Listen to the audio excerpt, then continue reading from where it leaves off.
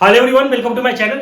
आज मैं डिस्कस करूंगा Rajasthan technical university BTech second semester basic mechanical engineering का ये पेपर है 2022 का। और इस पेपर को आज मैं सारे क्वेश्चन को सॉल्व करूंगा। तो स्टूडेंट्स, बहुत ही इंपॉर्टेंट वीडियो बनने वाली है। आप इस वीडियो में लास्ट तक बने रहें और अभी तक हमारे चैनल को आपने सब्सक्राइब नहीं किया है तो चैनल को सब्सक्राइब कर ले और बेल आइकन बटन को प्रेस कर ले ताकि आने वाले वीडियो की नोटिफिकेशन आपको सबसे पहले पहुंच सके। आइए हम लोग प्रॉब्लम देख लेते हैं कि किस तरह से क्वेश्चन आए हुए हैं। आज जो मैं सॉल्व करूंगा वो पार्ट बी सॉल्व करूंगा। पार्ट ए ऑलरेडी मैंने सॉल्व कर रखा है और इसका लिंक मैं शेयर कर दूंगा, आप उस वीडियो को भी देख सकते हैं। अब मैं बात कर रहा हूं कि जो पार्ट बी है ये मीडियम क्वेश्चन पूछा गया है और इसके अंदर 7 क्वेश्चन दिया हुआ है। 7 क्वेश्चन के अंदर 5 क्वेश्चन आपको करना है और एक क्वेश्चन 4 मार्क्स का होता है। ठीक है, तो सबसे पहले हम लोग स्टेप बाय स्टेप सारे क्वेश्चन को डिस्कस करेंगे कि किस तरह से क्वेश्चन आया हुआ है। अब फर्स्ट क्वेश्चन की मैं बात करता हूं। क्वेश्चन नंबर फर्स्ट पूछा हुआ है कि why cooling of IC engine required. हम लोग आईसी इंजन के अंदर कूलिंग क्यों करते हैं, क्या रिक्वायरमेंट होता है, क्यों करना पड़ता है। Describe brief any one cooling method used in IC engine, इसके बारे में डिस्क्राइब करना है। अब हम बात करते हैं क्वेश्चन नंबर फर्स्ट का। तो क्वेश्चन नंबर फर्स्ट के अंदर कह रहा है कि आईसी इंजन के अंदर, आईसी इंजन में हमें कूलिंग क्यों करना पड़ता है, क्या रिक्वायरमेंट होता है। अब हम लोग जब आईसी इंजन की बात करते हैं that means internal combustion engine. Internal IC engine के अंदर पेट्रोल इंजन भी हम लोग लेते हैं, डीजल इंजन लेते हैं या गैस इंजन लेते हैं।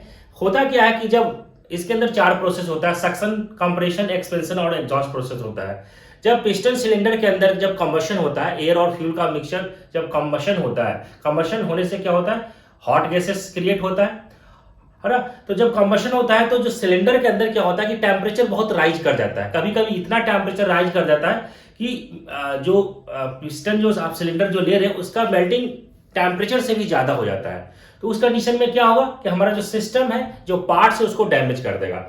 तो उस पार्ट्स को डैमेज के बचाने के लिए हमें क्या करना पड़ता है, कूलिंग करना पड़ता है ताकि उसके जो पार्ट्स हैं वो डैमेज ना हो सके। जनरली होता क्या है कि जब टेम्परेचर जो राइज करता है वो 1500 degree celsius to 2000 degree celsius तक टेम्परेचर राइज हो जाता है। तो इसलिए हमें क्या करना पड़ता है, उसको हमें कूल करना पड़ता है। अब हम इसका डेफिनेशन देख लेते हैं कि क्या कह रहा है। इसका डेफिनेशन ये कह रहा है कि the engine cooling system is necessary to reduce the temperature of engine cylinder. जो इंजन सिलेंडर के अंदर जब कंबशन होता है तो टेम्परेचर बहुत राइज हो जाता है, तो उसके टेम्परेचर को क्या करता है, कम करने का काम करता है जो हम लोग कूलिंग करते हैं। And other components inside the engine, it reduce the wear out of the components and provide the smooth functioning and long life of the engine component. इसके जो पार्ट्स हैं, जो सिलेंडर के अंदर जो पार्ट्स है उसके भी क्या करता है ना, कूल होने से उसके बेयरिंग होने का जो टेंडेंसी है वो कम हो जाता है। तो हमें कूलिंग इसलिए रिक्वायरमेंट होता है इंजन सिलेंडर के अंदर, आईसी इंजन के अंदर, कि टेम्परेचर जो होता है जब कंबशन होता है तो टेम्परेचर बहुत राइज हो जाता है। उस टेम्परेचर को कम करने के लिए हम लोग कूलिंग करते हैं। अब जनरली जो कूलिंग करते हैं, इस क्वेश्चन के अंदर जो पूछा गया है कि एक किसी के बारे में आपको एक्सप्लेन करना है कूलिंग मेथड के बारे में। तो there are 3 types of cooling system. एक होता है आपका thermosiphon cooling system, force circulation cooling system और इवापोरेटिव कूलिंग सिस्टम। अब हम बात करते हैं किसी एक के बारे में एक्सप्लेन करेंगे। तो थर्मोसाइफोन कूलिंग सिस्टम के बारे में डिस्कस करते हैं कि ये कैसे काम करता है और इसके अंदर कौन कौन से कंपोनेंट्स होते हैं। तो अगर मैं बात करूं ये जो है इसके बारे में डिस्कस कर रहा हूं मैं। इसके अंदर होता क्या है कि यहाँ पे वाटर जैकेट होता है और ये जो देख रहे हैं इस तरीके से यहाँ पे फैन लगा हुआ होता है। एक अपर टैंक होता है, एक लोअर टैंक होता है और ये रेडिएटर लगा हुआ होता है। तो होता क्या है कि जो इंजन जो सिलेंडर है, सिलेंडर से वहां पे क्या होता है कि यहाँ पे वाटर जैकेट लगा हुआ होता है। ठीक है, जो वाटर का जो सर्कुलेट करने के लिए वो पाइप लगा हुआ होता है। तो होता क्या है कि जब इंजन सिलेंडर से जो वाटर जब यहाँ पे आएगा जैकेट के अंदर तो वो गर्म आएगा। गर्म पानी जो है वो कहाँ पे आएगा, वो जैकेट के अंदर आएगा। और क्या होगा कि जब जैसे जैसे धीरे धीरे गर्म होगा तो क्या होगा, जब वाटर गर्म होगा तो वो क्या हो जाएगा, उसका वेट जो होगा लाइट होगा और जो ठंडा जो पानी होगा वो उसका वेट ज्यादा होगा एज कंपेयर टू इसके कंपेयर में करेंगे गर्म पानी और ठंडे पानी के कंपेयर पे। तो हम लोग जानते हैं कि जब गर्म पानी होगा तो ये अपर जो टैंक में यहां से जो जाएगा वो अपर टैंक से ये नीचे गिरेगा तो यहां से एयर के कांटेक्ट में भी आएगा और नीचे जो लोअर टैंक में जो पानी आएगा तो यहाँ पे क्या होगा, ठंडा होगा। लोअर टैंक के अंदर क्या होगा, हमारा जो वाटर जो होगा वो ठंडा होगा और जो ठंडा पानी है वो फिर कहाँ पे जाएगा, यहाँ से सर्कुलेट होकर के ये जाएगा, फिर यहाँ से मूव करेगा, नीचे वाला तो ठंडा पानी है वो हमारा कहाँ जाएगा, इंजन सिलेंडर के अंदर। और इंजन सिलेंडर से जो हमारा पानी है वो कहाँ आएगा, वाटर जो जैकेट में आएगा वो गर्म आएगा, फिर गर्म, ठीक है, गर्म हमारा यहाँ से गर्म पानी जो हल्का होगा, इसकी वजह से क्या होगा, ये मूव करेगा अपर टैंक की तरफ और एयर कांटेक्ट में नीचे आएगा, गिरेगा, और ठीक है नीचे जो होगा लोअर टैंक के अंदर ठंडा पानी होगा, फिर ये ऐसे ही सर्कुलेट करेगा ठंडा पानी, फिर इसके साथ यहाँ पे आएगा, तो गर्म जो है वो अपर टैंक में जाएगा और एयर के कांटेक्ट में आएगा, नीचे गिरेगा, और ये लोअर टैंक में ठंडा पानी जो होगा, और जो सिलेंडर है वो सिलेंडर के अंदर हमारा क्या रहेगा, यहाँ से जो वाटर जो है वो जैकेट के अंदर आएगा तो गर्म होगा। तो अल्टीमेटली ये इस तरीके से काम कर रहा है, ये इसको हम लोग बोलते हैं आपका थर्मोशिफॉन कूलिंग सिस्टम। थर्मोशिफॉन कूलिंग सिस्टम के अंदर हम लोग इस तरीके से अरेंजमेंट करते हैं। यहाँ पे फैन भी लगा हुआ होता है, जो गर्म होगा वो ठंडा करने का काम करेगा, जो टेम्परेचर ज्यादा हो गया वो पानी का वो ठंडा भी करेगा। तो इस तरीके से ये वर्क करता है थर्मोशिफॉन कूलिंग सिस्टम। अब हम बात करते हैं सेकेंड जो क्वेश्चन है, इसमें कह रहा है कि right short note on comfort air conditioning. Comfort air conditioning ये हमने वीडियो डाल रखा है, तो आप इसका लिंक मैं शेयर कर दूंगा, आप देख सकते हैं इसको वीडियो को। क्वेश्चन नंबर 3 की मैं बात कर रहा हूँ, ये थर्ड प्रॉब्लम दे रखा है इसके अंदर, तो हम लोग थर्ड क्वेश्चन डिस्कस कर लेते हैं। ये कह रहा है कि the distance between two bearing of A shaft which transmit 200 HP, ये आपका दे रखा है, आपका HP दे रखा है 200। सबसे पहले हम लोग जो गिवन जो डेटा है उसको मेंशन करेंगे। HP इक्वल टू कितना दे रखा है, 200 एट 250 RPM। ये स्पीड भी दे रखा है आपको 250 RPM, यहाँ पे दे रखा है 250 RPM rotation per minute. Is 250 centimetre, it is subjected to torsion only. Determine the diameter of shaft for steady loading if the safe stress इसके अंदर गिवन दे रखा है। सेफ स्ट्रेस ये दे रखा है आपको 400 kg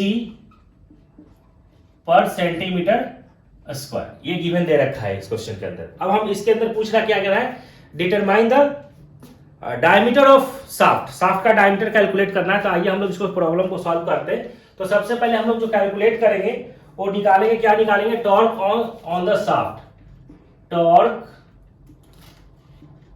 on the shaft, torque on the shaft. Torque जो हम लोग फाइंड करेंगे इसके लिए एक फॉर्मूला होता है, आपको याद रखना है। इसके लिए फॉर्मूला होता है 71620 into HP divided by speed. आपको यहां पे पुट कर दीजिए, HP का वैल्यू आपको दे रखा है इसमें 200 और स्पीड भी दिया हुआ है आपको 250 RPM। इसको जब आप कैलकुलेट करेंगे तो आपको आ जाएगा torsion on the shaft is equal to 57296, ये आ गया आपका इतना kg सेंटीमीटर। ये आपका निकल गया, टॉर्क निकल गया है ना, इसका वैल्यू कैलकुलेट हो गया। अब हम बात करेंगे फॉर स्टेडी लोडिंग के लिए, for steady loading. Steady loading के लिए जो बात करेंगे इसके लिए फॉर्मूला होता है, जो शेयर स्ट्रेस का जो फॉर्मूला होता है ये होता है 16T divided by pi D Q. ये फॉर्मूला था, हमें डी निकालना है, डायमीटर ऑफ साइड पूछ रहा है शाफ्ट का। तो इसके लिए हम कैलकुलेट जब करेंगे तो D इज इक्वल टू ये क्या हो जाएगा कि 16T divided by pi into ये जब निकालेंगे तो 1/3। आप जब इसको कैलकुलेट करेंगे तो ये आ जाएगा 16 इंटू टी आपने निकाल चुके हैं, तो 57296 डिवाइडेड बाई पाई का वैल्यू हम लोग रखेंगे 3.14 इंटू ये दिया हुआ है यहाँ पे देखिए गिवन आपको दे रखा है 400, ठीक है। आप इसको कैलकुलेट करिए 1/3, जब आप इसको सॉल्व करेंगे तो ये आपको आ जाएगा 9 सेंटीमीटर, ये आपको निकल गया आंसर। तो इस तरीके से बहुत सिंपल न्यूमेरिकल्स दे रखा है और ये 4 मार्क्स के अंदर है, तो इस तरीके से स्टेप बाय स्टेप सॉल्व करना है, ठीक है। अब मैं बात करता हूं क्वेश्चन नंबर 4 का। तो क्वेश्चन नंबर 4 देखिए, 4th क्वेश्चन में कह रहा है कि drive an expression for the length of open belt drive. तो length of open belt drive का डेरिवेशन ऑलरेडी डाला हुआ है, आप इसका लिंक मैं शेयर कर दूंगा, आप देख सकते हैं इस वीडियो को। क्वेश्चन नंबर 5 कह रहा है कि differentiate between welding, brazing and soldering process, है ना। वेल्डिंग, ब्रेजिंग और सोल्डरिंग प्रोसेस तीनों के अंदर क्या डिफरेंस है, ये वीडियो भी मैंने ऑलरेडी डाल रखा है, तो आप इस वीडियो का मैं लिंक शेयर कर दूंगा, तो आप इस वीडियो को आप देख लीजिएगा। क्वेश्चन नंबर मैं 6 की बात कर रहा हूं। 6 नंबर का रहा question, what is metal casting. Metal casting क्या होता है and describe the different method of metal casting. तो 6 क्वेश्चन कर रहा है मेटल कास्टिंग क्या होता है। सबसे पहले हम लोग ये समझते हैं कि कास्टिंग होता क्या है, कि casting is a manufacturing process in which the molten metal is pour into the mould and then allowed to solidify, the solidified part is known as casting. हम लोग क्या करते हैं कि या तो किसी भी मटेरियल का जब हमें कास्टिंग करना होता है तो हम लोग क्या करते हैं कि मेटल को, जो सॉलिड मटेरियल होता है उसको फर्नेस के अंदर डालते हैं और एक पार्टिकुलर टेम्परेचर पे वो क्या होता है, मेल्ट होता है।